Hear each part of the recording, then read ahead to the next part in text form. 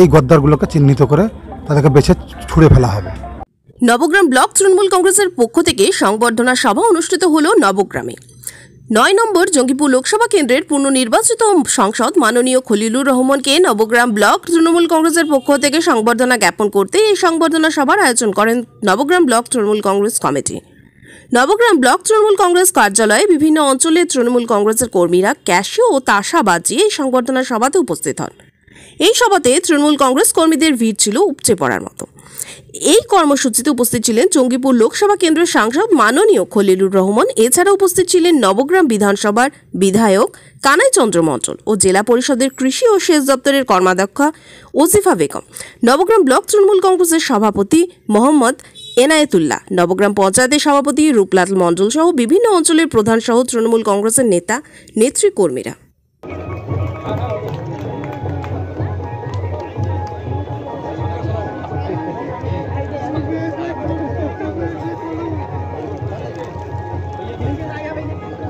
রাজুদা তাকাও, রাজুদা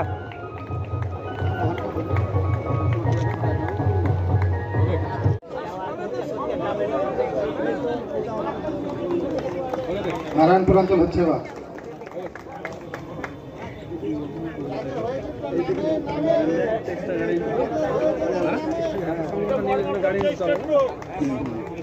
একটু স্টেজ একটু হয়ে গেলে নেবে।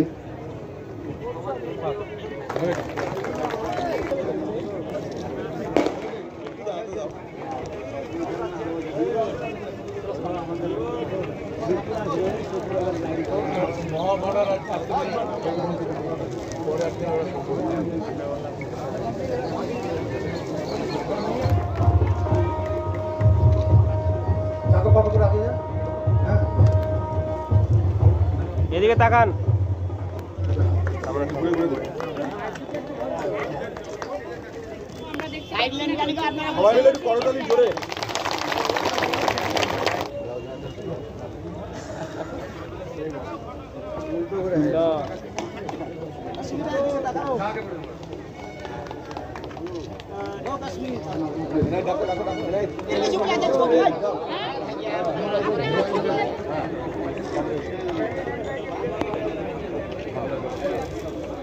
আপনি সঠিক পরিচয়পত্র দিয়ে মোবাইলটা নিয়ে যাবেন, এখানে আছে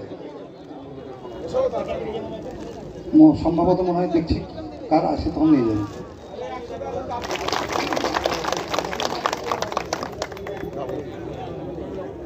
এদিকে তাকাবেন একটু।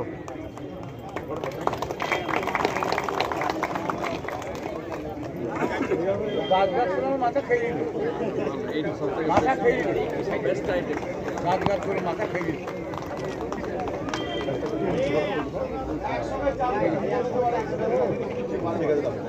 করতে পারে।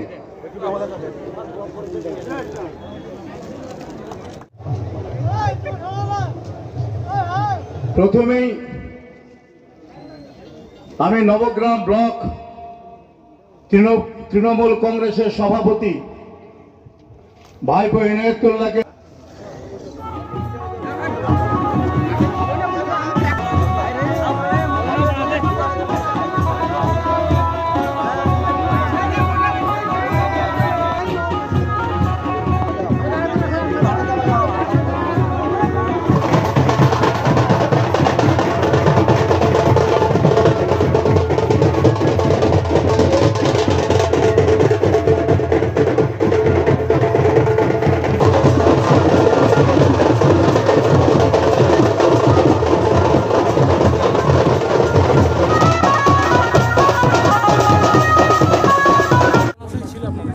নবগ্রাম ব্লক তৃণমূল কংগ্রেসের উদ্যোগে আমাদের সম্মানীয় বিধায়ক কানাই কাকার নির্দেশে আমরা আমাদের দ্বিতীয়বারের জন্য নির্বাচিত হয়েছেন আমাদের এমপি খলিলুর রহমান সাহেব, আবার পুনর্নির্বাচিত হয়েছেন, তাই ওনাকে সংবর্ধনা নবগ্রাম ব্লকের সকল স্তর থেকে সংবর্ধনা দেওয়া হলো। দেখুন, এর আগে আমরা এমপি মানে দেখতাম বছরে একবার দুবার চারবার বড় বড় স্টেজে, কিন্তু এরকম একটা জনদরদি এমপি যেটাকে গ্রামে পাড়াতে সব জায়গায় সব সময় পাওয়া যায়, এবং ওনার এমপি ল্যাড থেকে কোভিডের সময় বন্ধ ছিল, তাও সবচাইতে বেশি নবগ্রামে আমরা কাজ করে নিতে পেরেছি 5 কোটির উপরে, এবং এখনও কাজ চলছে।